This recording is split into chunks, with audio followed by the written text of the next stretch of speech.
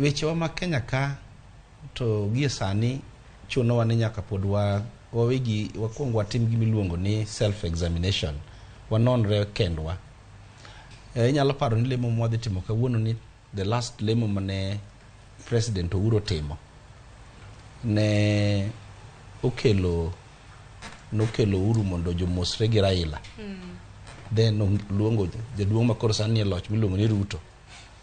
To ni inyalo neno, unyalo play, inyalo neno kaka ne en tich matek mondo mi gimosre. Ni aparo ni kisekwari werruok gi kode to koro oroma wan koro onge tiende kwarruok. Piny ngima dwaro ni ji duogo to bedo to wuoyo nang'o manyotimore nyoro te wadhi kanye. Lemo mwaluongo kawuono ni luong sama ber saidi. Because waluongo lemo sama ber. Ing'eyo an kawuono nonego be nan mane studio ma Kisumu.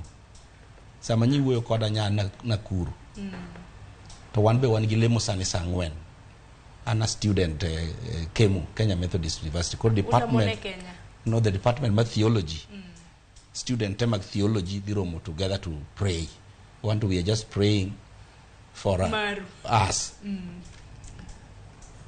King'eyo chako mar lemo ni oken gima no ket ma ka yiego en wach mar breakfast ni. Ta yie ni kore ni breakfast ni keche temega okinyi. But adoro wacho ni lemo dwarore. Piny nyaka bed godiochieng' ma gibiro to gi bedo ka achiel to gidwaro Nyasaye. Mae ma muma bo wacho nwa ni ka joga miluongo gi nyinga ka gi neno richo gi ma giduogo ira ka gilokore tabiro winjo pinygi.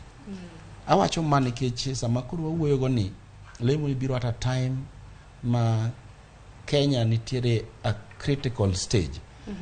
Issue mar finance bill ni en gima mulo ng'ata. To na pimo ne joweto mane wan go mwalo piny kacha ni ochalo kode jodhoho mane otwe kamoro to jolweny be gore oko.